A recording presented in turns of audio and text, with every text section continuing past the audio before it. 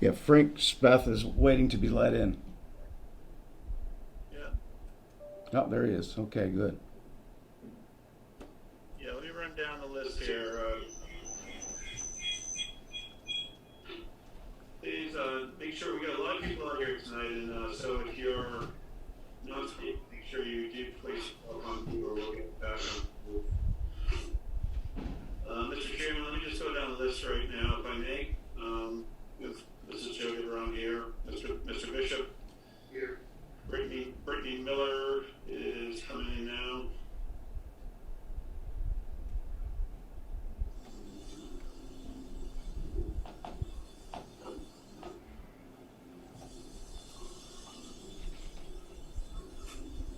Okay, we have Sergeant Furlong. We have Edward Olds here. Mr. Zessen. Mr. Boyle is here. Is Mr. Strout out there yet? There we go. Okay, Mr. Strout. So, Mr. Bishop, you have all the board members present. And for the parties, we have Attorney Coles, Officer Marley, Officer Furlong, we have Attorney Zessen, we have Mr. Walto, we have Mr. Speth, and we have Mrs. Gabby Taglieri. Is that how you pronounce your last name, Gabby Taglieri? Yes. Okay, great. Okay. All right, Mr. Bishop, I think we have everyone present that's expected to be here. Okay, is John all set? John is, yes, ready to go. Okay. I'd like to call this meeting of the Dalton Select Board to order, please. And I muted it for now. Okay. Pursuant to Governor Baker's March 12th, 2020 order suspending certain provisions of the Open Meeting Law, General Law 30A and 20, and the Governor's March 15th, 2020 order imposing strict limits on the number of people that may gather in one place. This meeting of the Select Board will be conducted via remote participation. For this meeting, members of the public who wish to watch the open session portion of the meeting may do so by viewing on Dalton Community Television on one of three channels, 1301, 1302, or 1303. No in-person attendance of members of the public will be permitted, but every effort will be made to ensure that the public can adequately access the open session portion of the proceedings in real time via technology means.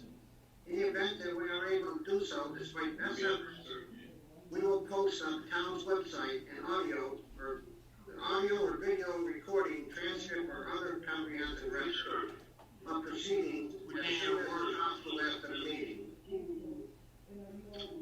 Okay, I'd like to call this meeting to order, please, and if everybody can stand up and do the pledge. Mr. Stroud, can you lead us in the pledge, please?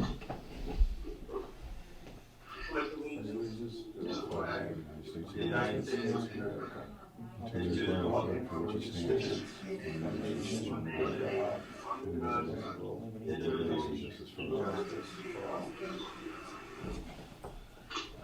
Mr. Chairman, if I could just do an audio check. I was hearing Mr. Holo could not hear us. Mr. Holo, are you okay? Can you hear us now?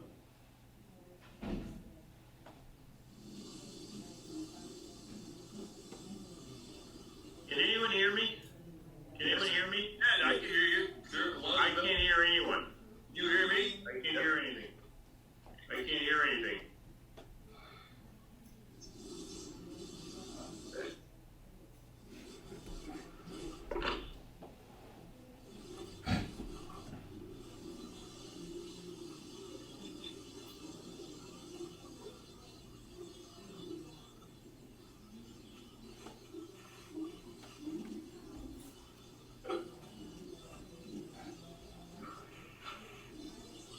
I'm just sending a text chat to Mr. Hole to see if he could just check on his volume on his end.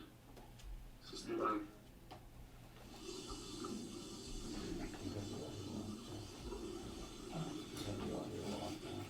No, just got a text from somebody, so there's no audio.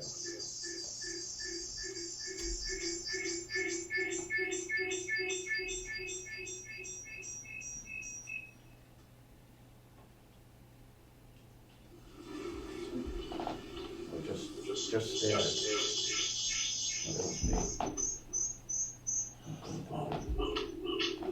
Take one of those microphones and point it towards the wall.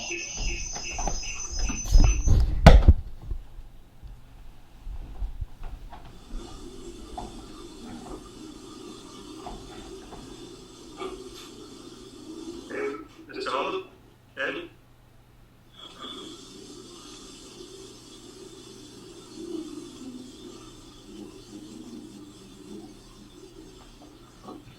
Who are you saying anything?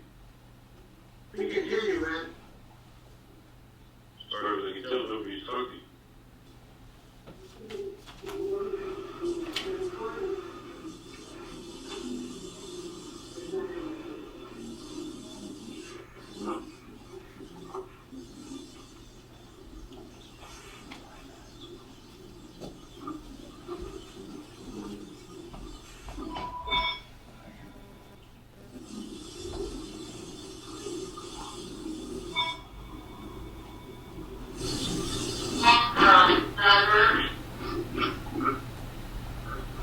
Hello?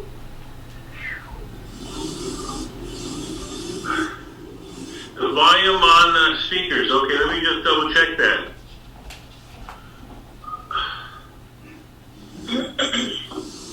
On the TV, it's totally garbled. Yeah, on the TV, it's also totally garbled, you know. But I can't hear a word. Where the volume? Hold on. I'm using my wife's computer here right now. Where's the volume for this? The volume for this. Turn the volume up all the way on this.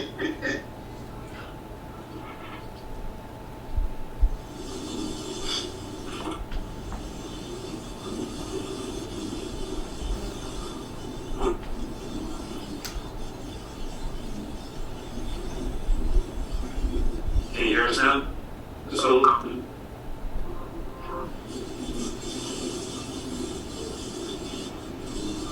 can you hear me now, Ed? I can hear. It's very garbled. Okay, now I can hear Bob. Fine. Thank you.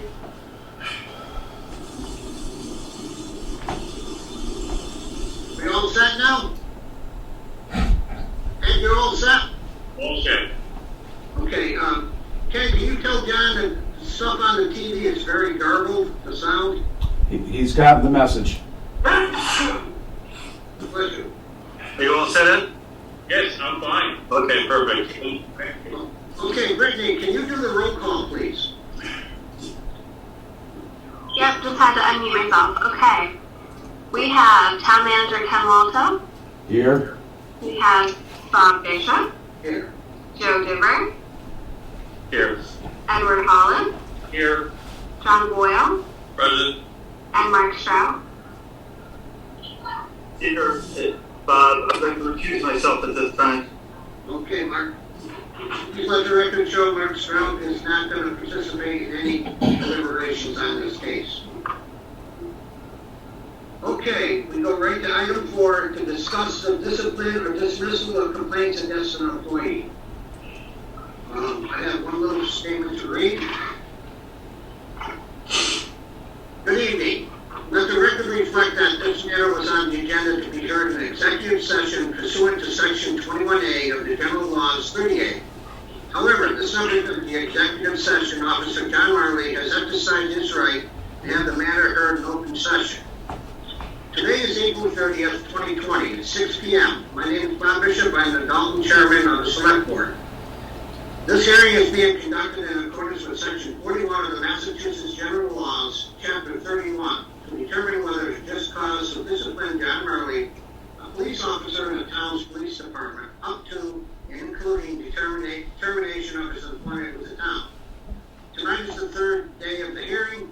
The first 2 days of hearing were held on April 9th and April 16th. During those hearings, 14 exhibits were entered into the record. Before we continue the hearing, I note one additional exhibit will be entered into the record. April 24th, 2020, email from Gabriella Taglieri, is that how I say the name?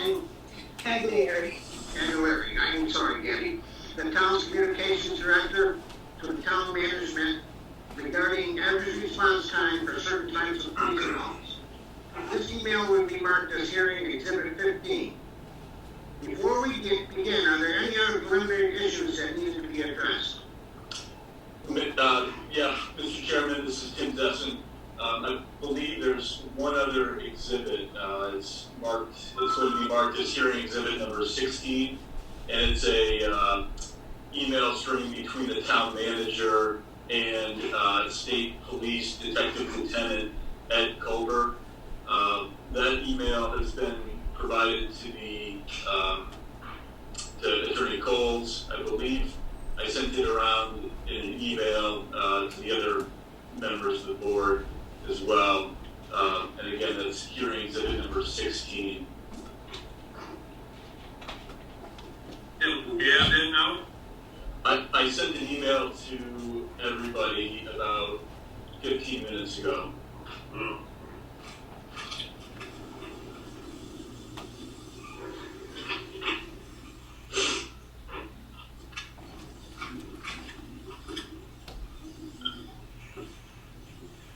Terry, do you have anything else you want to say at this point? This time. Okay, then at this point, I'll now turn over to town council for further presentations of evidence. The town will now call Mr. Frank Speth. Here. All right, Mr. Speth. Let me just find you, okay? All right, can you go ahead and state your name and spell it for the record? It's Frank M. Speth III, S-P-E-T-H. And how are you currently employed? I'm a full-time dispatcher for the Dalton Communication Center. And are you employed anywhere else? No. How long have you been a dispatcher in Dalton? Over 5 years part-time, about a year full-time. And where did you work before Dalton? I worked full-time for the Lee Police Department. For which police department? Lee Police Department. Lee, okay, thank you.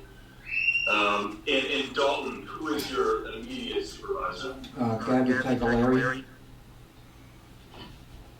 And on average, you say you're full-time, how many hours per week do you work? 40 hours a week, sir.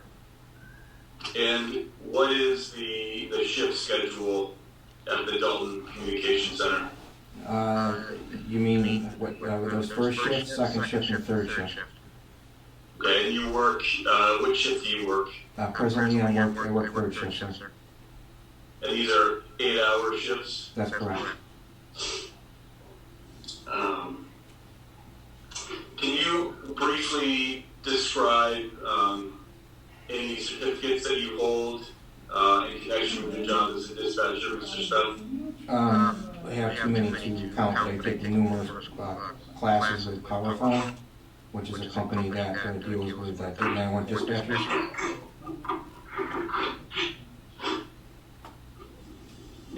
And in terms of the Dalton Dispatch Center, can you briefly describe where it's located? It's the basement of Town Hall. And can you describe for us the layout of the dispatch center? You have to come on the South Carson side of the building of Town Hall. You go down to the couple steps, you go down and we are to the left near the police department.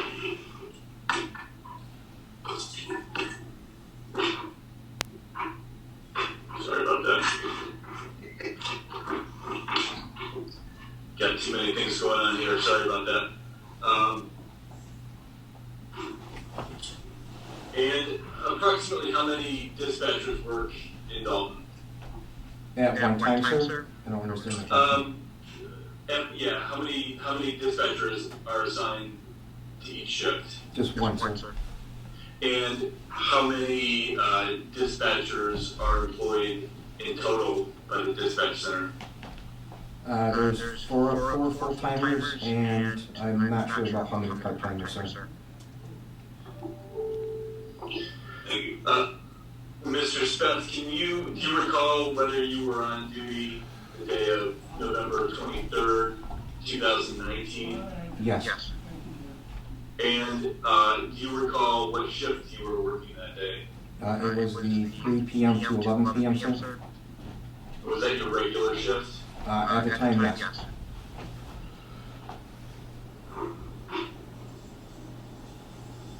And were any other dispatchers present or working that day? No.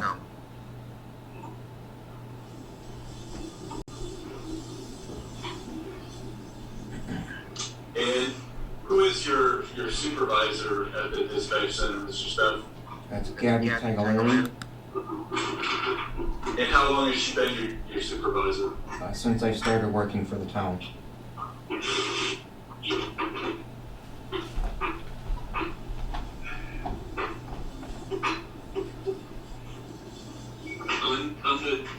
On November 23rd, 2019, were there any other, you mentioned that it's dispatch center is adjacent to the police station.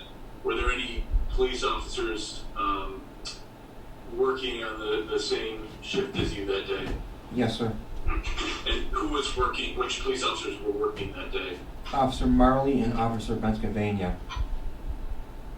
Could you spell the name of the second officer you mentioned? Hold on 1 minute, sir. It's BENCIVENGA.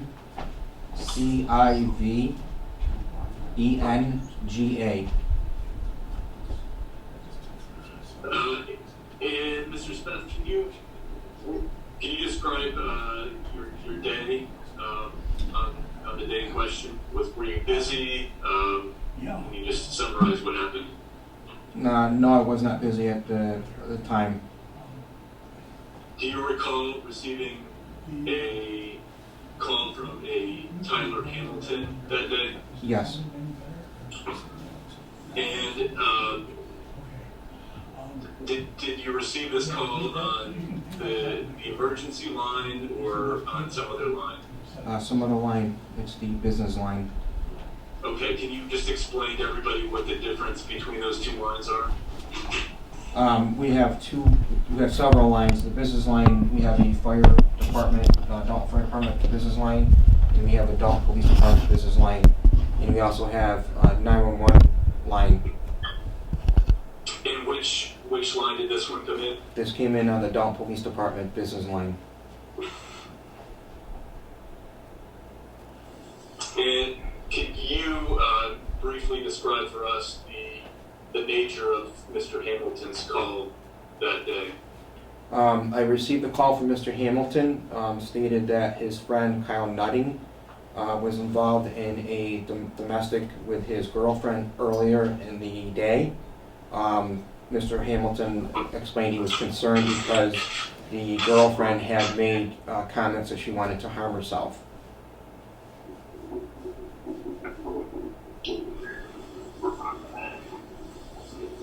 And can you, am I assuming correctly, Mr. Speth, that call was recorded? Yes, sir.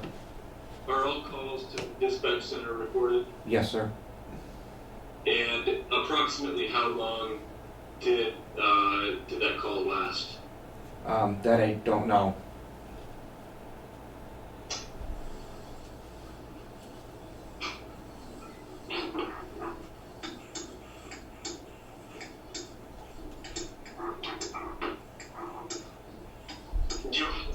Do you recall approximately what time of day you received the call from Mr. Hamilton? It was at 18:18. So 6:18 p.m.? That's correct, sir. Okay, Mr. Smith, I'm going to have you look at what's been marked as tab 2 of hearing exhibit number 2, which is the APD report. I emailed a copy of this document to you, Yes, sir. I believe, last night. Yes, sir. Do you got the document in front of you? Yes, I do.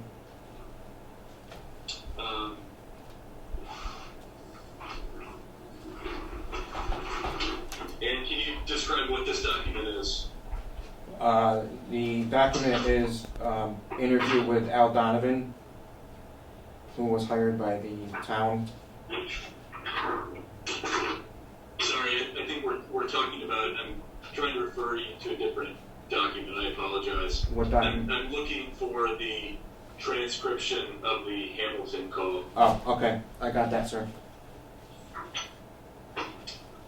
Okay. And the document I'm looking at is 2 pages. Is that what you're looking at? I'm looking at just one page, which is you're talking about the initial call?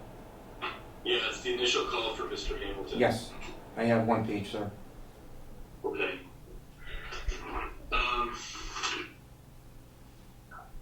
Have you had a chance to review that document? Yes. Does it appear to be an accurate transcription of the call for Mr. Hamilton that day? Yes.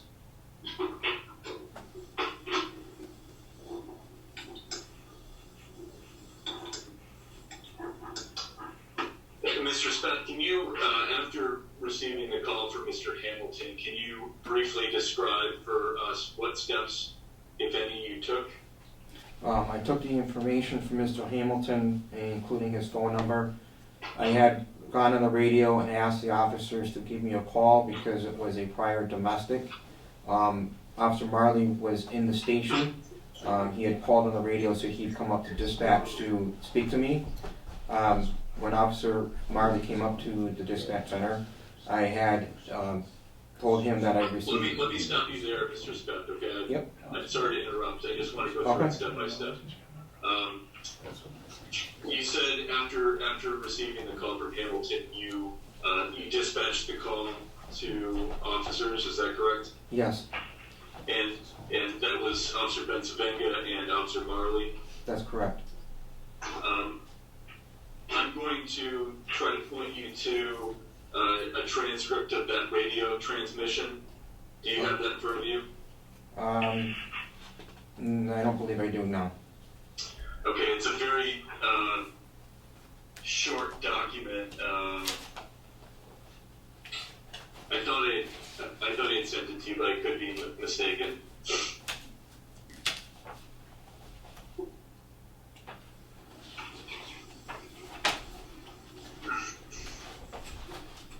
No, I do not have that. That's okay. Is it? I think you mentioned in your prior answer that you characterized this in your radio, in your dispatch as a domestic call. Is that correct? I say the prior domestic.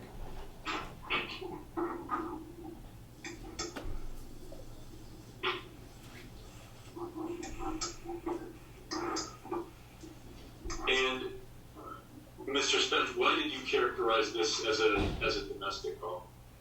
Because it was a prior domestic that occurred, and Mr. Hamilton requested a well-being check. Is it fair to say that Mr. Hamilton did in fact request a well-being check? Yes, he did. Okay, how do you go about deciding whether to characterize a call like this as a domestic or a well-being check? Well, the events leading up to it, it was a request for a well-being check, but I had asked the officers to call so I could give them information that it was an off-duty police officer that was involved. And why was it important to mention that an off-duty police officer was involved? Because we don't put that information over the radio. And why don't you do that? Because it's involving a police officer from another agency. Per our training. Okay, understood. So I think you stated in a prior answer that in response to your dispatch, Officer Marley noted that he was in the police station and would come and speak to you? That's correct. Okay, and did he in fact do this? Yes.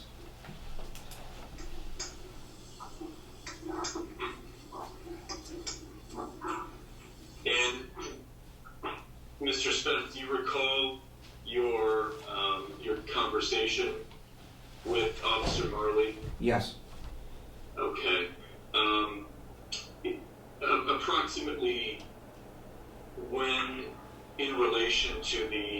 original Hamilton call did your conversation with Marley take place? That was shortly after the call for the well-being check from Hamilton And where did it take place? at the dispatch center. And was anybody else present for No, that conversation? no, sir.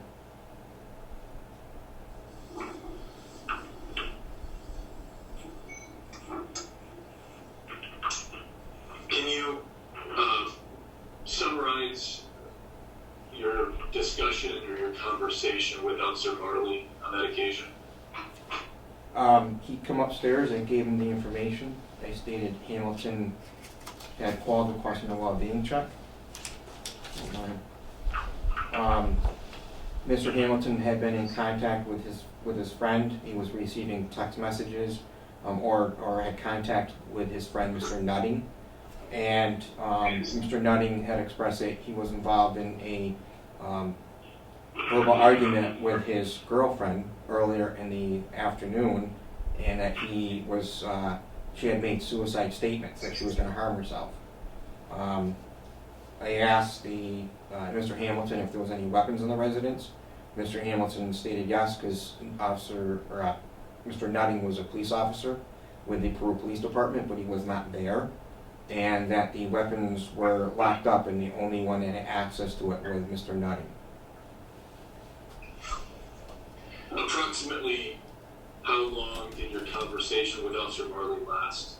Probably about a minute or two. And did Officer Marley give you any indication what steps he was going to take after receiving that information? He stated he was going to make a phone call. Did he tell you who he was going to call? No. And did you in fact provide the phone number for the caller, Mr. Hamilton? Yes. And did that turn out to be the correct number that you provided to Officer Marley? No.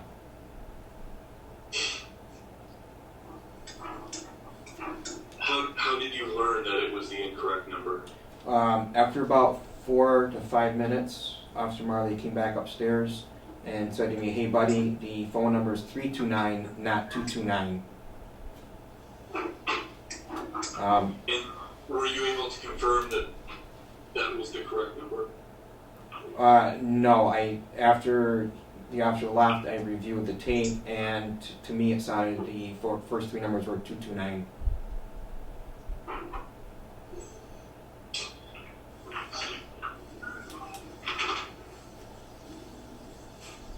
Do you know, strike that,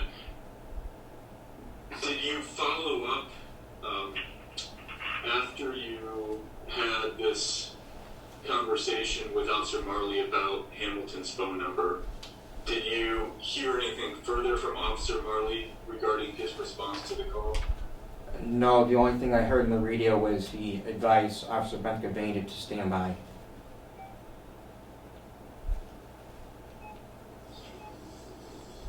Mr. Spence, I'm going to direct your attention to what's been marked as tab number 4 of hearing exhibit number 2, which is a copy of the incident report that was filed by Officer Marley. Can you just let me know once you have that document in front of you? Yes, sir, I do.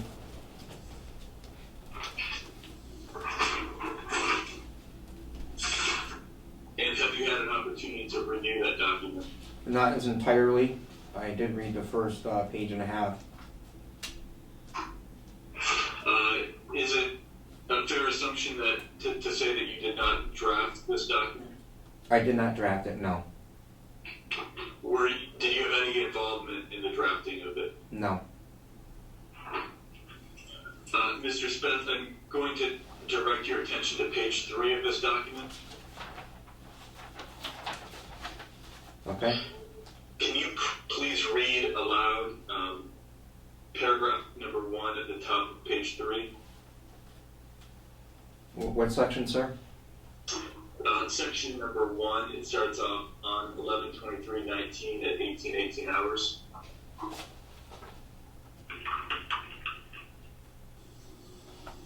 And that's on page 3, sir? Correct. What exactly are you looking for? I have a protective sweep of apartment. I think it's like the page numbers are not correct here. So,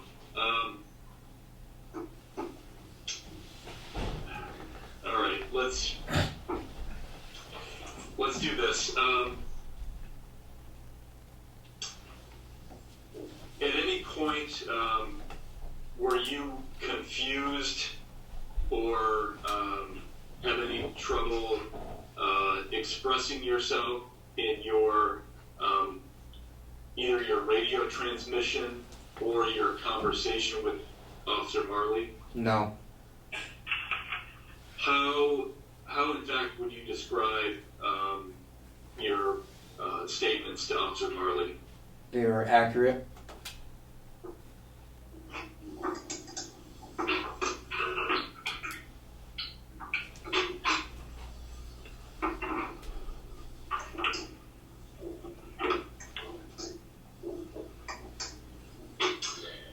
All right, Mr. Smith, I'm next going to direct your attention to what's been marked as hearing exhibit number 14. It's a copy of the call log from the 11/23/19 call. Okay. Just let me know when you have that document in front of you. Yes, I do, sir.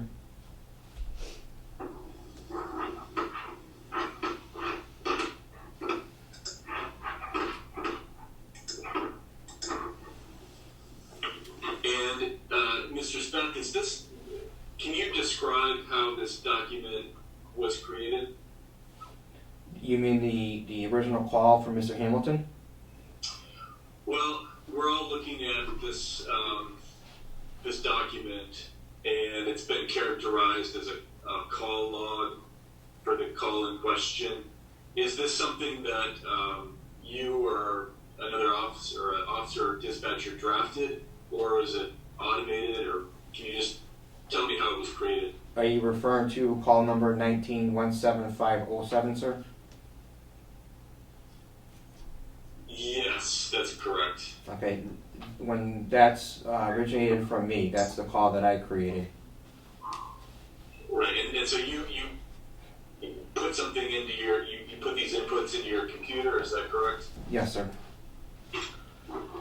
Okay, where it says, I'm looking at the top headings, and one of them says priority, and it's underlined. Do you see that?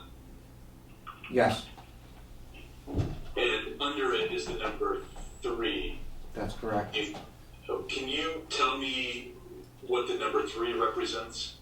That I don't know, sir. Okay, is the number 3 a number you inputted yourself? No.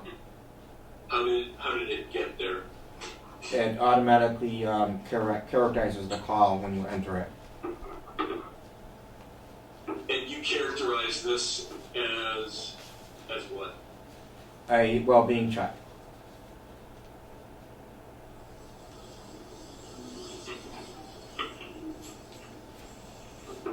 And now I'm looking at the second to last paragraph, Mr. Speth, where it says narrative, and then it has your name after it. Yes, sir. That's obviously something you drafted yourself, is that correct? That's correct. Okay. And then there's another entry, another narrative entry for John Marley. That is something that he wrote, is that correct? That's correct, sir. Did the two of you, meaning you and Officer Marley, consult at any time regarding these entries? No.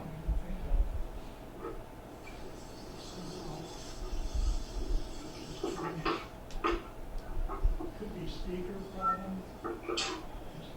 And I'm looking at the second to last sentence of your narrative there, where it says, Hamilton also stated that the female had dreaded to do harm to herself.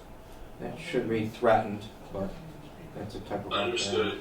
I'm not criticizing your grammar.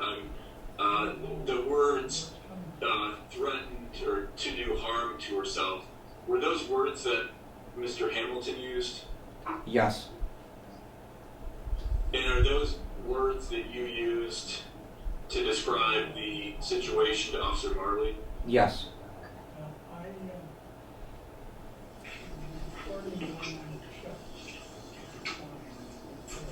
Okay, Mr. Smith, I don't have any further questions for you. I believe Attorney Coles may have some questions. Okay. I do, thank you. Mr. Smith, I guess we'll just begin with the call that came in. So now I'm looking at what is a transcript of the call that maybe you just got the first page of. You don't have the 3 pages of the transcript. Can you clarify that, sir? Yes, I got a call from Tyler Hamilton at 6:16, and your attorney Zesson directed it to you, directed you to this. It sounded like when you were trying to locate it, you had 1 page of the transcript of the call you received from Mr. Hamilton. You have all 3 pages. I have 1 page from the log entry. Okay. So you have the one that begins with dispatcher, Dalton Communication Center. This call is recorded, correct? No, I don't have that. What are you referring to? Okay. Well, I'll read it to you instead of taking time to get it. After you ask him to spell his last name and the names of the individuals, well, actually, right at the top it says, you answered Dalton Communication Center. This call is recorded. And the caller said, my buddy and his girlfriend got into an argument, and I just wanted to see if somebody could swoop over and do a wellness check. Do you recall Mr. Hamilton saying that? Yes. Okay. So in that, when he first announced himself in the call, he didn't refer to it as a domestic, correct? So they got in an argument, right? Yes. Okay. And then further down, after you got some initial information, you said, okay, what's going on there? And I'm reading from it. And the caller, Mr. Hamilton, says, they just got into an argument. She thinks he's cheating on her. And then he left, took the dog with him, and she said some things like she was going to kill herself and then you broke in and you said, okay, does she have any weapons in the house? I guess my first question to you is, in terms of him explaining that they had just gotten into an argument, he didn't characterize it then as a domestic, correct? No. Okay. And he explained to you, you knew at that point that Mr. Nutting had left. Yes. The premises, correct? And had taken the dog with him. And then later on the second page of the transcript, you said, okay, all right, I'll send some officers over there. And she said she was going to do harm to herself.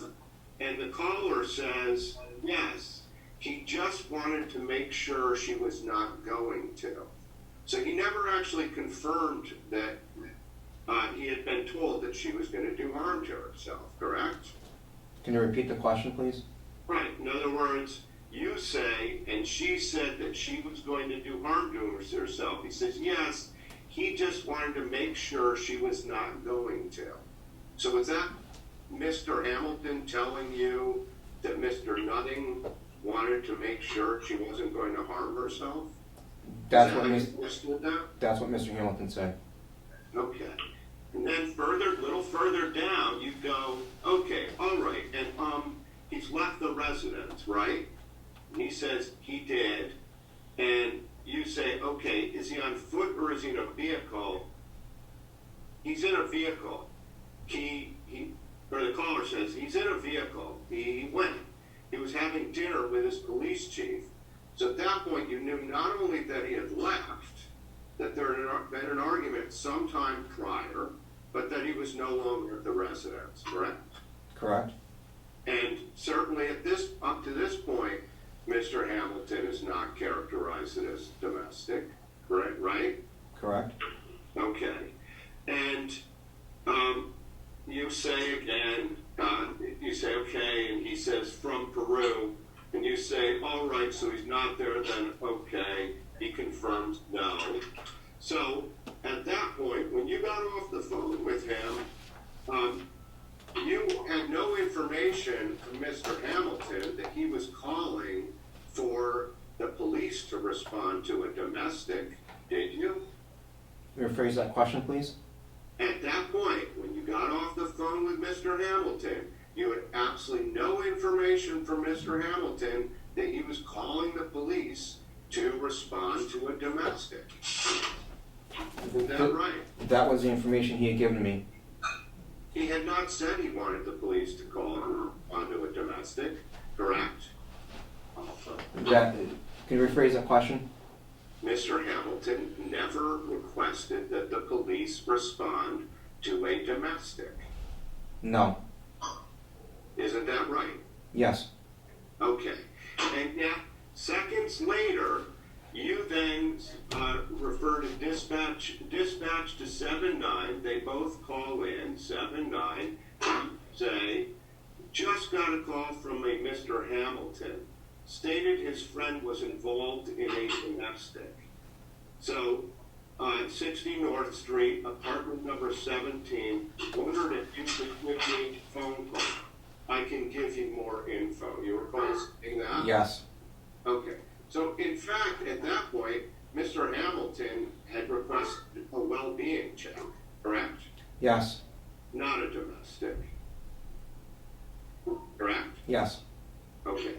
So you did not, at this point, did you understand you were making a call to the officers to respond to a domestic? Is that what you I asked the officers to call for further information because it was a prior domestic. Okay. But you weren't asking the officers at that point to respond to a domestic. Isn't that right? It was a prior domestic. Sir, I'm asking you a simple question. Were you asking at that point, when you went on the radio and spoke to dispatch to 7-9, were you asking them to respond to a domestic? Yes. A prior domestic. So you thought that the call from Mr. Hamilton was for officers to respond to a prior domestic? With more information to follow, yes. What do you mean by that, more information to follow? So you felt like you weren't actually asking the officers to respond, you were asking them to call you? Yes. For more information? Because per my procedure, it's involving an off-duty police officer. Okay. But you didn't consider this a domestic call, did you? It was hand in hand. What do you mean by that, sir? It's a prior domestic, and the party was requesting a well-being check. Okay, so you thought that the party was actually requesting a domestic or not? What was the question? To rephrase that, please? You thought the party was requesting police to respond to a domestic? A well-being check.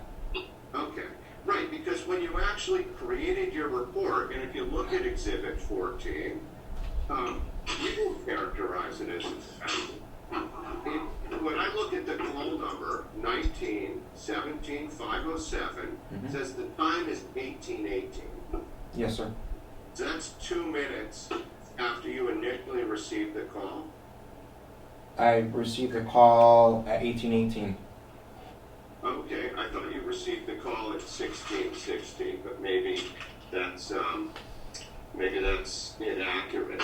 In the list of exhibit, number 2 says transcribed call for service received November 23rd, 2019 at 16:16 p.m. and in parentheses it says 181632. Is that not accurate? Is that reference to the call in Mr. Donovan's report inaccurate? I don't have that information, sir. Well, you're telling me that his reference to 616 is inaccurate. If he says that in his report that the call was 616, you're saying no, it was 618? That's what I have in front of me, sir. Okay. So as soon as you got the call, you plugged this in? Is that right? Yes. As soon as I'm done with the phone call, taking the information, I create the call. Okay. And you didn't actually plug it in as a domestic, right? No. You could. In other words, there is a way for you to input data that instead of saying well-being check would put in domestic, right? We can't put two different calls for two different things. There's not a well-being check and domestic? no. Okay. So of the two, you decided that well-being check was a more accurate representation of what was being requested from the caller? Yes. Okay. And you understood that the caller was reporting what a friend of his said, the off-duty police officer had reported to him? Yes. Right? Okay. So then you then speak to Officer Marley, and actually, let me ask you this: you never asked. You knew that Officer Nutting was no longer at the residence. You knew he had taken his car and his dog. You knew he was eating at a restaurant with the Peru police chief. Yes. Yes, correct. You never asked him when this actual argument had occurred, right? No, I did not. Okay. And you would agree with me that that's actually a pretty important piece of information that you should have asked for, no? Yes. Okay. And was there a reason you didn't do that, or was that just an oversight? It was just the Hamilton had said it was a prior. What's that? Hamilton had advised it was a prior to domestic. Right. Was there a reason you didn't ask how long before? I did not ask that question. Right. I'm asking you, why didn't you do that? I did not. You don't know why you didn't do it? Is that what you're saying? I did not ask that question, sir. I understand. We've confirmed that you did not ask that question. We have the transcript. My question is, why not? I can't answer that, sir. Okay. It's not because you were confused? No. Okay.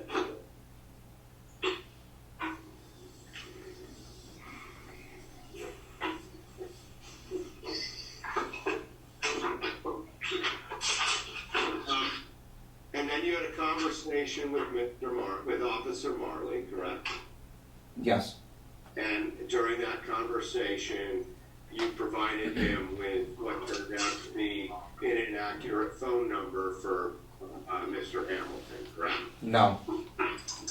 You provided him with the correct number? You mean a follow-up conversation?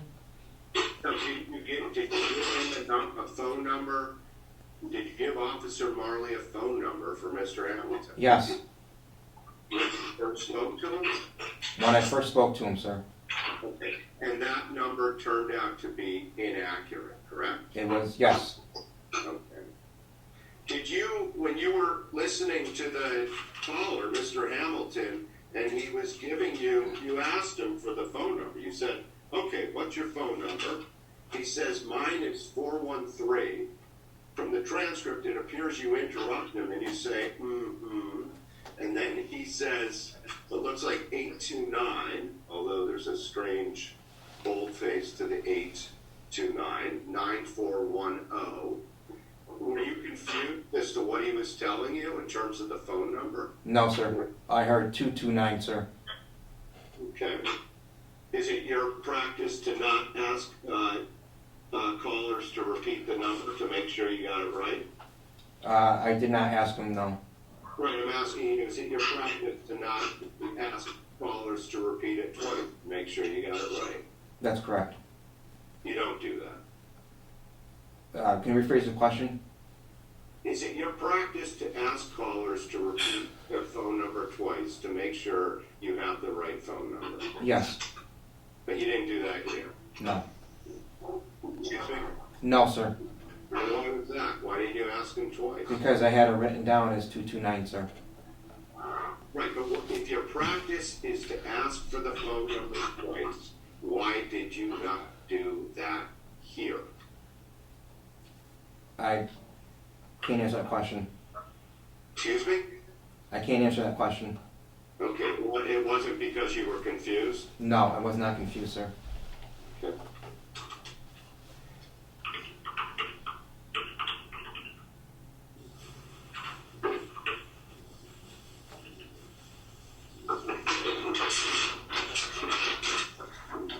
I have no further questions, thank you.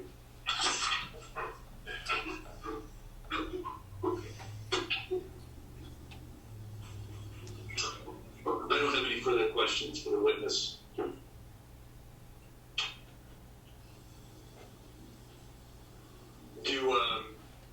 At this point, do members of the board have any questions, any follow-up questions for the witness? Yeah, I have one question. Yes, sir. Go ahead. Yes, sir. Go ahead, John. Mr. Smith, Yes, sir. when you received the call from Mr. Hamilton, and during the course of the conversation, he described that she had threatened herself or wanted to kill herself. When you dispatched Cruiser 7 and Cruiser 19, did you, and I probably have this in my finals, did you use the words, hey, this was a domestic call, or a well-being check, either or? Did you describe it as she had, the person had threatened to kill themselves or wanted to die? I all three, sir. And when I you said- transmitted it to the officers? Not in the radio when the officer came into the dispatch. No, I said, that's what I'm asking you about on the radio, when you dispatched these vehicles. You didn't use those words or any No. of those words. I used it was a prior domestic, sir. Okay, thank you. Can I have one follow-up, please? Yes, sir. You never characterized it as a prior domestic to the officers. I'm looking at your at the transcript of the call. It says, when you reported it to the officers, and just got a call from Mr. Hamilton, stated his friend was involved in a domestic. Yes, when Officer Marley came up, I gave him that information. There was a No, but prior. you were just being asked how you characterized it over the radio. You characterized it as a not a prior domestic. Okay. That's correct. Are there any further questions? Mr. Chairman, I'll defer to you about a couple of questions for Mr. Smith. Yes, sir. Go ahead. I'm going to defer to Mr. Bishop for a moment here. Okay. Okay, go ahead, Joe. All right, Mr. Smith, you mentioned that you've been a dispatcher for almost 14 years. That's correct, sir. And when you have an officer, you have a report of an officer involved in an incident on the other end that may be on-site or off-site, what is your standard practice? If it's involving an officer, sir? Yeah. Yes. Standard practice is we have the officer call by phone for information. We don't put over the radio that's involving an officer. Okay. And why is that a standard practice in the profession? It's per my training. Sorry? Per my training? For your training? Okay. So it's a standard dispatch process for dispatchers across the county? Yes, sir. Okay. Have you ever experienced an incident in your career in which an officer did not respond immediately, either go to the site and receive the call on the phone No. versus... Sorry? No, sir. Okay. If I can go back to a question that Mr. Zessin asked, kind of look at the time. You had a 1 or 2 minute call with Mr. Hamilton, and then you dispatched 7 and 9, called Marley, went down and talked to him at the dispatch unit, spent a minute with him, and about 4 minutes later he came back with the correct number 329, where he thought was the correct number, correct? That's correct.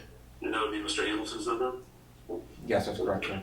And that would be about 5 minutes after the initial call, correct? 4 to 5, sir. Okay.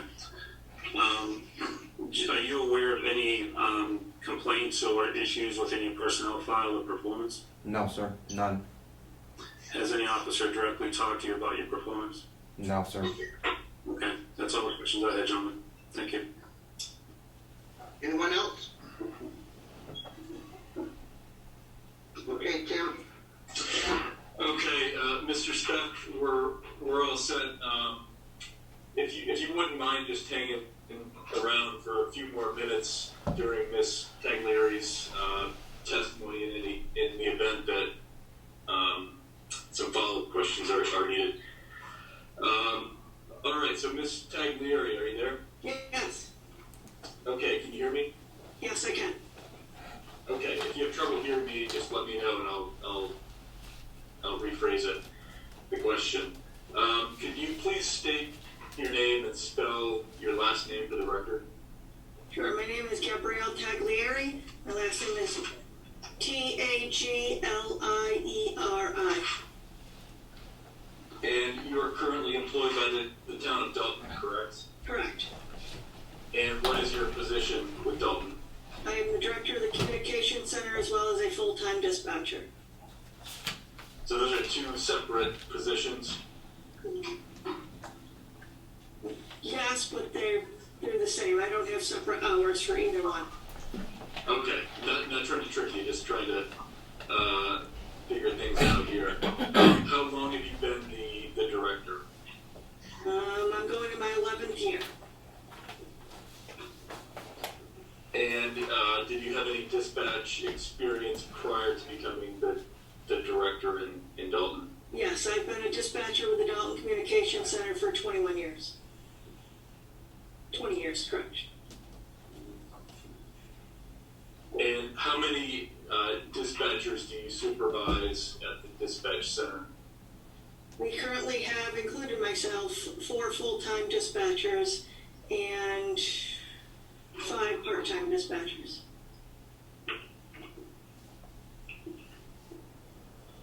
And Ms. Tagliari, who do you report to? Who is your supervisor? I report to Ken Walto. And Mr. Speth, describe the shift schedule at the dispatch center as 3 8-hour shifts. Obviously, the dispatch center is a 24/7 operation, is that correct? Correct. And were you working on November 23rd, 2019?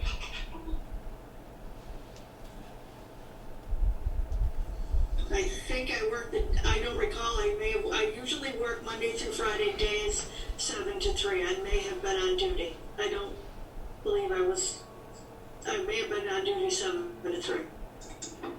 So you normally work 7 a.m. to 3 p.m.? Correct.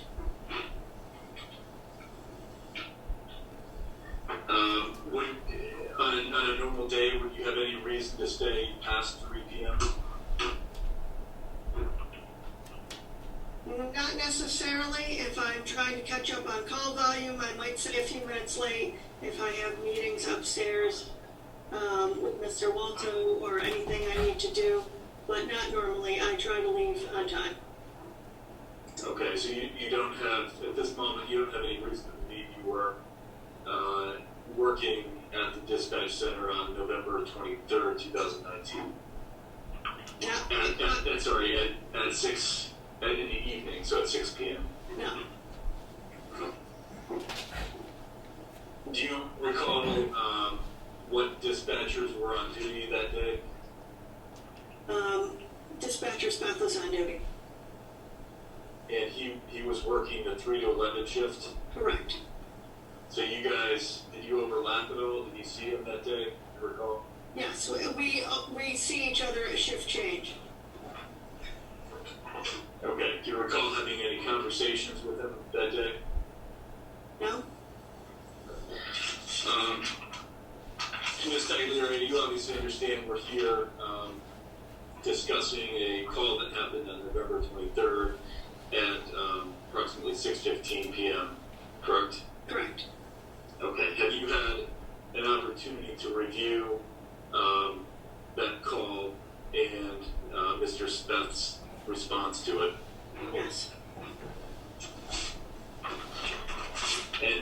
exactly what you reviewed. I reviewed the call recordings as well as the call log. Did you, okay, and when you listened to the audio recording of the call, did you see any issues with the way that Mr. Speth handled the initial call from Mr. Hamilton? I did not.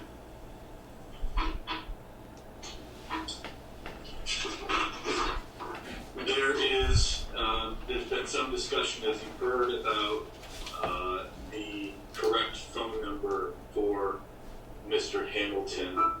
Are dispatchers trained in the process for obtaining contact information, including phone numbers? Yes. Our policy is we always get the name, address, and phone number of our calling party. And while we do try on a regular basis to repeat numbers back, it does not always happen, and occasionally a number is misheard. In your opinion, based on your review of the recording, is that what occurred here? Yes, it is.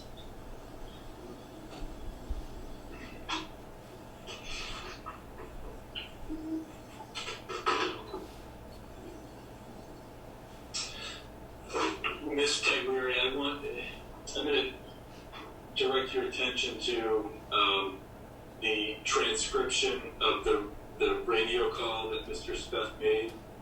Do you have that in front of you? Yes, I do. Okay, it's a short, maybe 7-8 lines. And it says exhibit number 3 on the top. Mm-hmm. Okay. Have you had a chance to review that document? Yes. Okay. And obviously you've heard the testimony and questioning regarding the statement that Mr. Speth made. He, quote, stated his friend was involved in a domestic. Do you see where I'm referring to? Yes. Was it proper to characterize this call as a domestic?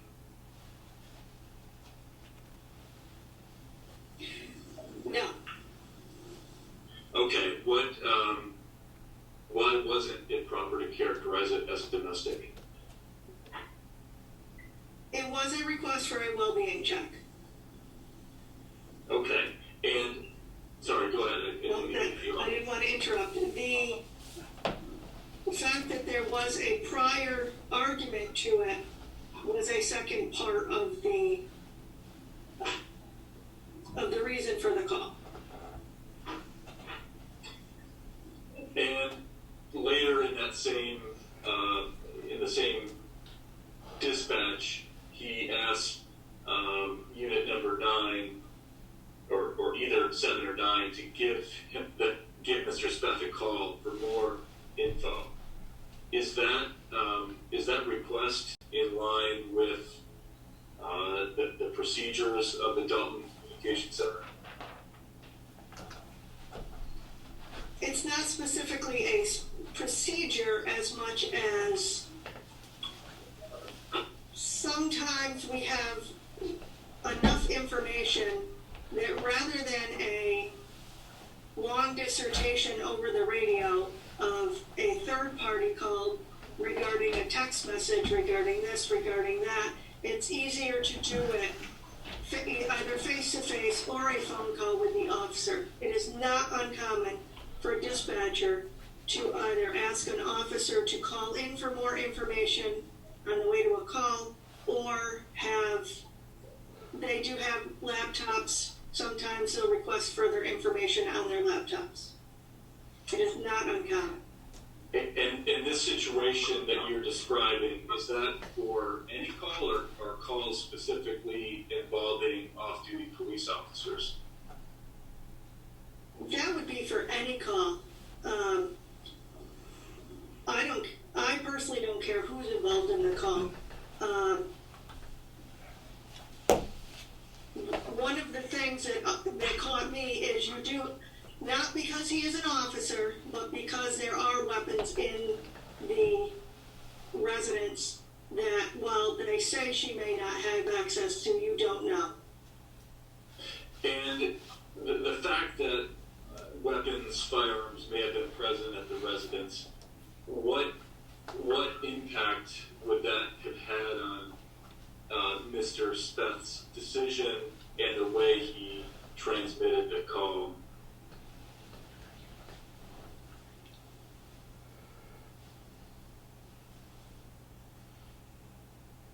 As far as, I'm not quite sure what you're asking. It's very important that they know that there's weapons on the premise. And why is it important? Because if for some reason she did have access to those weapons, that could place an officer in harm's way.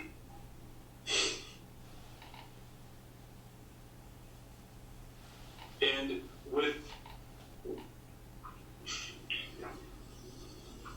does the dispatch center have any specific policies or procedures in the procedure for responding to a call in which an off-duty officer is involved? I do not have any specific policies as far as an off-duty officer. Are there any general practices that are followed with respect to calls involving either off-duty officers?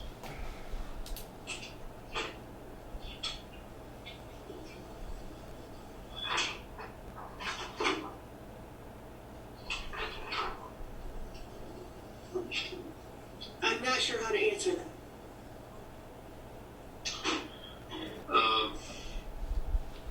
Well, let me just ask you this. Did it make, in your opinion, you said you would have characterized this as a well-being check, correct? Correct. What difference, if any, did it make that Officer Dispatcher Speth dispatched this as a domestic instead of a well-being check?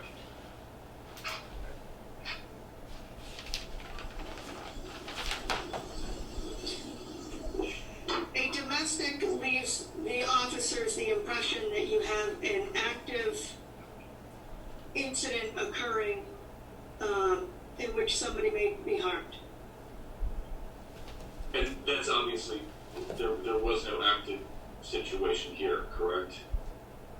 Correct. He had stated he had left.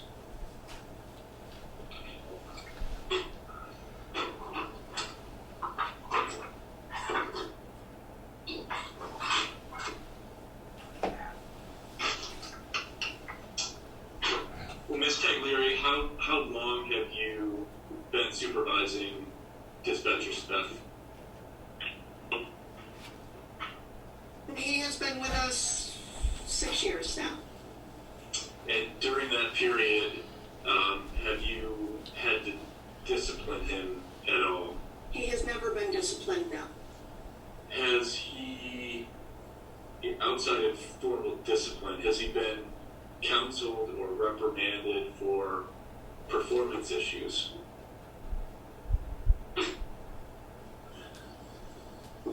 He has been spoken to a couple times in regards to small things, like I spoke with him in regards to this phone number.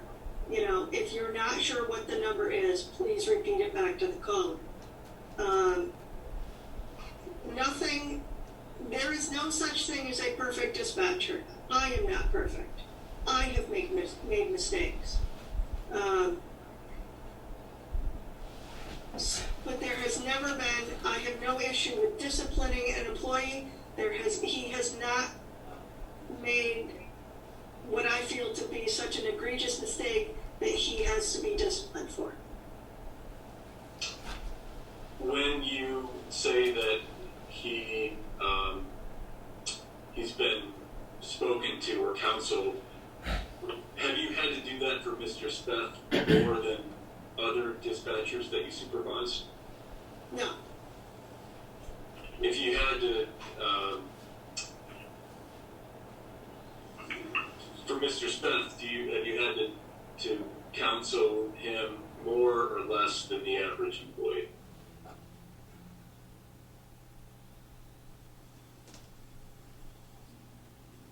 I would say about the same. Have police officers in Dalton come to you at any point in the last 6 years to complain about the way in which Mr. Smith dispatches calls?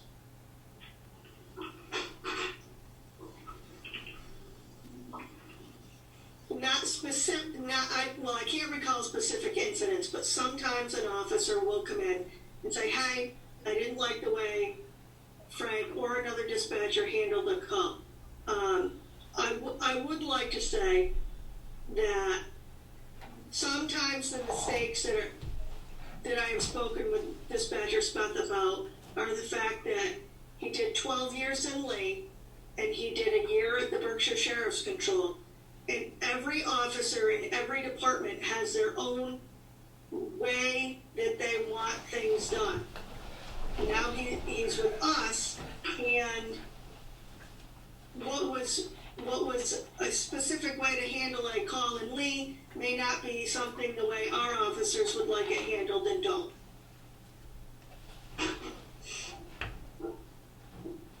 Did any officers ever come to you and say they were confused, or let me strike that? Did any officers have any officers come to you in the past 5 or 6 years to complain that Mr. Smith appeared to be confused regarding the way he dispatched the call? The only time I've heard that phrase that Frank seemed confused was Officer Marley said something to me in regards to this call. But it was not a conversation that I can speak to because I wasn't there and it wasn't recorded. A conversation between dispatcher and the officer in the dispatch room.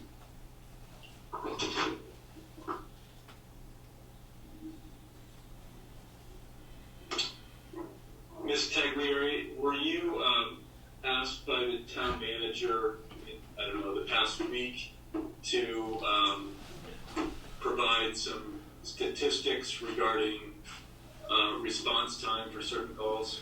I was. Okay, and tell me specifically what the town manager requested of you. So, the town manager came down last week and asked me if there is a way to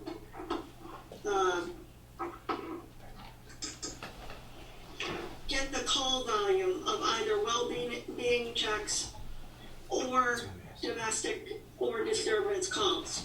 And I say disturbance or domestic because those two are interchangeable, because you're not sure if a domestic is, you would think of as partners. Sometimes somebody would call in a disturbance not knowing it's a domestic. So those are interchangeable. Sorry, let me just He stop was you looking there. for response times to these calls. Understood. And did you provide that information to the town manager? I did. I was able to run a spreadsheet through our CAD, which is computer-aided dispatch data system, and what it does is it gives the number of calls within a time frame he was looking for before the November 23rd date and after since then, and the approximate time of responses for those types of calls. And you obviously provided that information to the town manager? Yes. And just for everybody there, that's been marked as hearing exhibit number 15. And Ms. Taglieri, do you have a copy of that from you? I do. Okay. I'm just going to have you explain some of the numbers that you've provided here. And I'm looking at your email. In the first line, it's May 23rd to November 23rd, 2019. And you said there were 70 disturbance/domestic disturbance calls logged with an average response time of 4.81 minutes. Is that correct? That is correct. And you got this information by running some numbers on a spreadsheet? Yes, it's from our logging software. Okay, and the next line deals with well-being checks in the same period? Correct. And the average response time is a little bit slower, 8.79 minutes. Correct.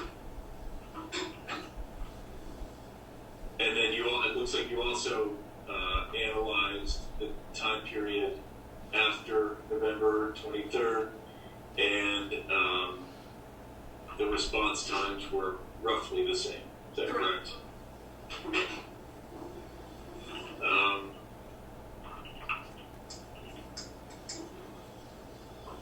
Now, can I make a comment in regards to those response times? Sure, yes. Okay, so we are a single person dispatch center. When we are when we are in our dispatch room, we are by ourselves. That is an approximately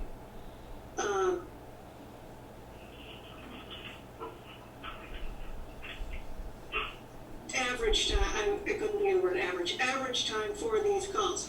You have to take into effect that there are times where a dispatcher takes a call, has a caller that's talking for a long time, and we don't always hang up before we give the information to the officers. We may still have that person on the line. It may take us a few minutes to get that call into the system, in which case the officers may or may not be there as quick as these times are saying, because we are trying to do everything all at once. So this is an average, but I wouldn't say set in stone. Every call is 8.79 minutes response to a call. Right, I understand. It's an average. Some are quicker. Some are quicker, some are longer. It also doesn't say what if an officer responded or not responded to those calls.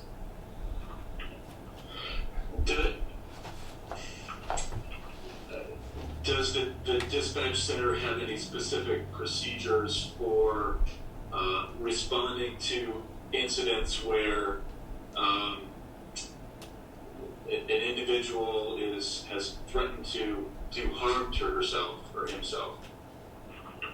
Or are they dispatched in a similar way as any other well-being check? They should all be dispatched in a similar way, in which you get the information, you find out if there are weapons in the home, and give the information to the officers as soon as possible.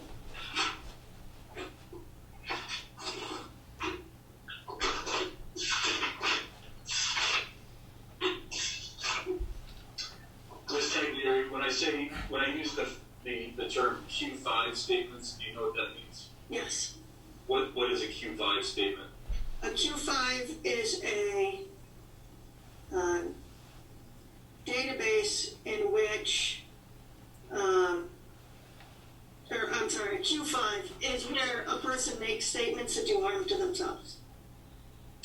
And why is it called Q5?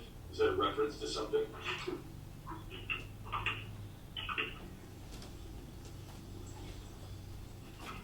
I'm honestly not sure what the exact reference is. It's a shortened term for party is making threats that do harm to themselves. And is that the term Q5? Is that a term that dispatchers are trained to use when dispatching calls? Yes, the dispatchers know what the phrase Q5 is.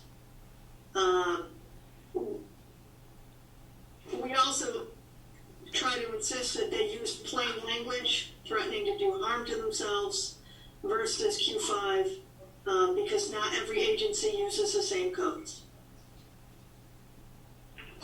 In your 20 years in Dalton, I know you said that different agencies use different terms, but in Dalton, is Q5 a term that is used on a regular basis to describe somebody who has threatened to do harm to himself? Yes, in Dalton.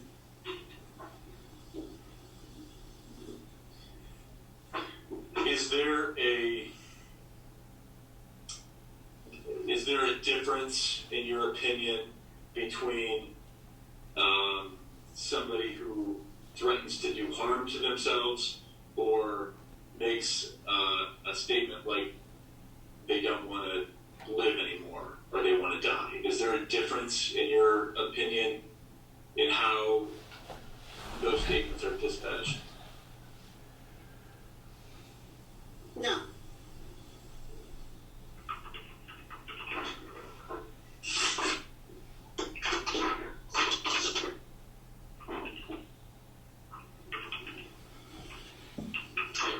Would all of those statements be characterized as Q5 statements? Yes, any type of statement where a person may or threatening, may be or may be threatening to do harm to themselves are Q5 statements. Okay, Ms. Stegner, I don't have any further questions for you. Thank you. Mr. Tagliari, it's Terry Coles. Yes, sir. I've got a few questions. I guess why don't we start with the last string of questions you were asked about, what gets characterized as Q5. So just so I'm clear, you're saying that if a call comes in and and it's reported that someone said, I don't want to live anymore, that from the dispatcher's perspective, that's the equivalent of someone saying they're making threats to harm themselves? Okay.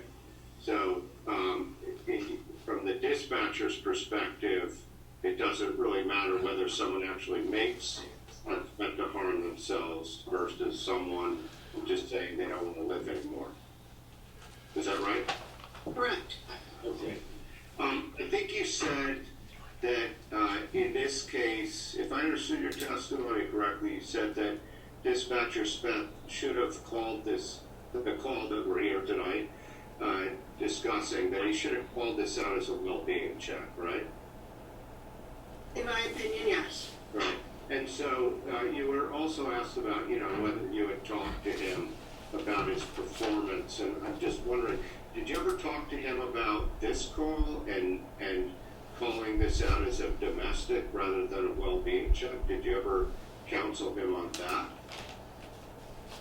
I did not, because when I spoke to him about the call, it was initially over the phone number, and when we had talked, he had said to me, he was sending them over there for this well-being check. It didn't register in me that the word domestic was used to send out the call. It was transmitted over the radio. So at the time you didn't realize that, but now, knowing that, he did send it out as a domestic, that would be something that you would see fit to counsel him on, right? Yes, as a domestic, you're telling the officers that you have something imminent going on. Right, and in this case, that clearly wasn't the case. Right? Correct. And in terms of the phone number, you said that the practice is to confirm the phone number by reading it back. Is that particularly true when it's unclear when the person gives the phone number, it's unclear what's being said? Yes, if it's unclear, you definitely want to make sure that you're stating the callback number to it. When I listen to the recording, I distinctly hear 829, which is what's not being said. Right. So in other words, when you listened to the recording, you actually found it difficult to understand what was being said? Correct. Okay. So in that case, it'd be particularly important to get the number. Correct. The number back. Okay. And I think with respect to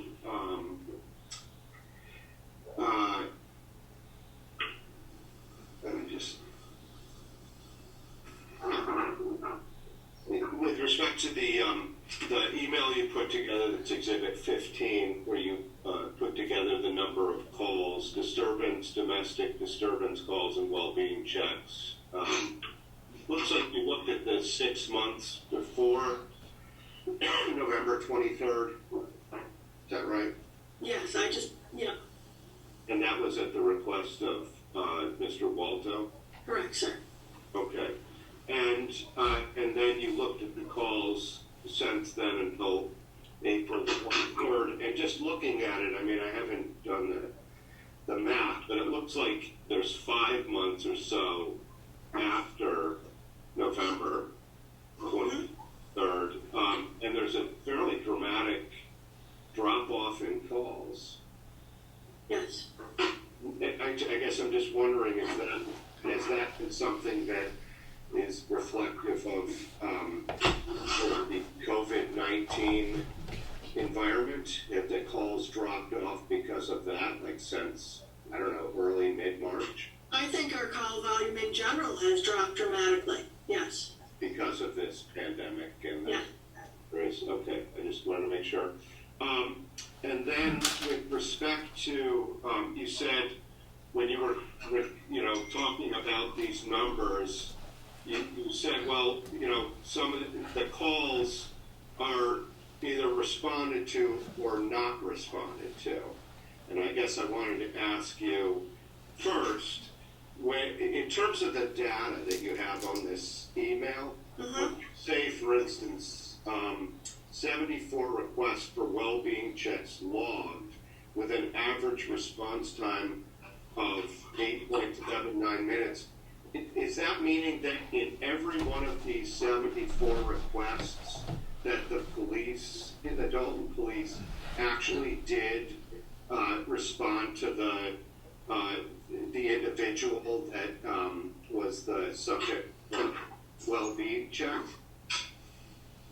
That I actually do not know. You would actually have to go through every specific call log for every call in that log during that time and read through everything. So it's possible some of these calls, some of these 74 requests didn't actually result in a response in the sense of checking on the person that was the subject of the well-being check. We don't know how many of those didn't actually. I do not know, no. And you are aware, based on your own service with the dispatch unit, that some well-being checks don't actually get responded to in the sense of an actual visit to the person that's the subject of the well-being check, correct? Right, I would say most do, but I can't speak to all do. Right. Sometimes the further information reveals that it's a harassment call. Are you aware of those kind of calls where someone calls a well-being check and it turns out that they're actually trying to harass somebody through making that call? I have heard that has been the case. We did have one incident of that after this November incident. My thing as a dispatcher, mine is to get the information, give it to the officers, and have the officer disseminate what they need to do within their job guidelines. Yes, I think that makes a lot of sense. I'm not disputing that at all. And that kind of response seems perfectly appropriate, that it's up to the officer. I guess the follow-up question for me would be, are there also times when, that there's a well-being check called in, the dispatch department calls it out as a well-being check, but then ultimately the officer, you're aware of times when the officer finds out further information, either from the person calling in the well-being check or the subject of the well-being check, that leads the officer that you don't need to do a visit to the person. That it's not actually a threat, a Q5, if you will. It could happen. Again, well, the other thing is, I don't want to make a statement. I don't work 24 hours a day. I'm not aware of every call. I don't dispatch every call. So I don't know what the officers go on and what they don't go on in the grand scheme of all these calls. Right. No, I understand that, and I'm glad you don't work 24/7. I'm mostly just trying to figure out if you were, given your long service, in conversations with officers, if they... It could happen. The officer could know the person and handle the call by phone. The officer may have information I don't have. Right. All right, I appreciate it. Thank you very much. I don't have any further questions. I don't have any follow-up either. Mr. Chairman or members of the board, do you guys have any follow-up? Any questions? Yeah, Bob, I have a few questions. Go ahead, John. Okay, first question, an equipment question. In the dispatch center, Yes. I haven't been in there lately, so I'm not familiar with the equipment. But to watch the television, this and that, there's usually a television screen or a computer screen. And when someone calls, their name, number, and address flashes up on the screen. That is only for 911 calls, Mr. Boyle. We do not have that ability on our business lines. Our business phones are very much like the phones upstairs in the town hall. As a matter of fact, we have in the past made complaints in regards to our phone system because it is so antiquated. We are not able to get caller ID on our business lines. Yet everybody has it in their house. That's insane. Correct. I know Tim put in a capital request project years ago. It got shut down. I know it's something Pat has been working on. We're at a standstill because we've been told the entire building would have to be rewired to have a new Centrex phone system put in. Okay. Very thorough and accurate answer to my question. I had forgotten that Mr. Hamilton called, what is it, the 68403 number? 0300, yes, sir. So that doesn't count as identification, doesn't No, work sir. on the screen.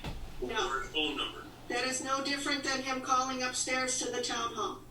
Thank you very much. My second question is, we're talking about when there's a call, sometimes officers get additional information after the call come into the dispatch center. Correct. And if I may quote you, you said that they a lot of times call in and get this additional information while they're responding to the call. Are you suggesting in this case they should have responded to the call, then sought out any additional information? No, what I'm saying is the dispatcher requested to give them additional information. Officer Marley appeared to have come up to the dispatch center to get that information. From there, he decided how to handle the call. Mm-hmm. Okay. Thank you. Anyone else? Yeah, Bob, this is Joe. I got a couple of questions. February. As we're sitting here talking about this specific case, is there any reason to believe that the dispatch would have been a harassment call? No. Okay. Is there any reason that within the well-being check, officers should not be responding immediately, especially since we've concluded that the right information, the right phone was within 4 to 5 minutes of the call? Should we have been rolling to that incident with that caller? The officers normally would be en route, yes. Okay. in your experience, have you ever had a situation like what we're talking about today in your career? As to what information are you? Our response to this matter.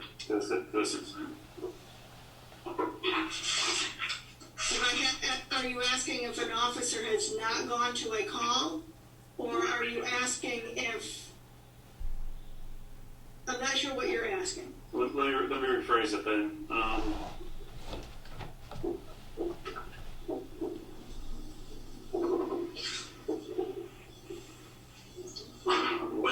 When there's a known Q5 or Q5 statements, although domestics are called, well-being checks are called, but we've identified this as a Q5 call. Are you aware of any Q5 calls that have been responded to?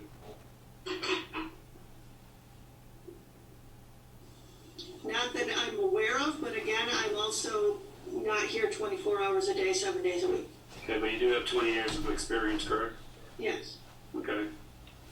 And Mr. Smith, if I can go back to you and ask you the same question, are you aware of any Q5 call that has never been responded to? No. And I guess for both dispatchers, I'll start with Ms. Tagliari. If Officer Marley responded right away, do you think we'd be here today? No. Mr. Smith? What was the question? If Officer Marley responded right away, do you think we'd be here today? No. I think that's all I have, Mr. Chairman. Thank you, Joe. Anyone else? Tim? No, I'm all set. Thank you.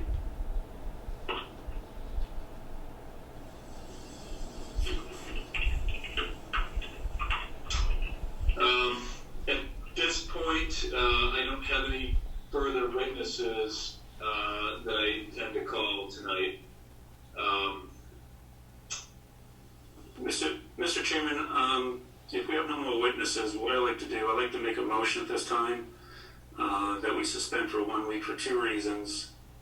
One is that I'd like to make a motion that in our last session, we were asking about the state police report, but I believe with the exhibit that was presented today, the state police report is not investigating internal affairs, if I understand that correctly. And the second, I think our select board members have a lot of evidence in front of them that we need to digest, understand, and review before we make a motion for determination in this case.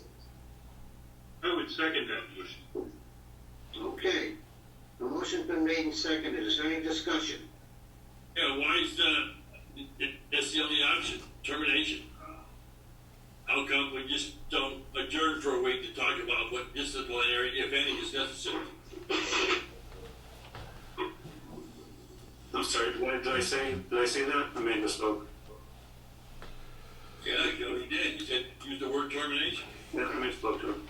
I mean, I was a little I'm in favor of adjourning for a week or whatever and reviewing the whole case during that time and then make an appropriate decision. I think I said determination. I didn't say. I don't believe I said termination. I think I said determination in the case, not termination. I'm seconding the termination motion. Yep. Okay. Motion's been made and seconded for the termination motion. Is there any discussion? Okay, roll call vote. Edward? Yes.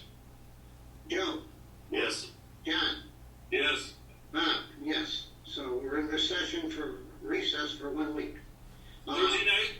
Thursday night, do you want to do it at 6 o'clock again? Is it this time work for everybody, or should we go to 7? 6 is fine with me. 6 is fine. On Thursday, May 7th. Correct. 7th day in May. You got it. 6 p.m. Yep. Good night, everyone. Okay. Good night, thank you. Thank you.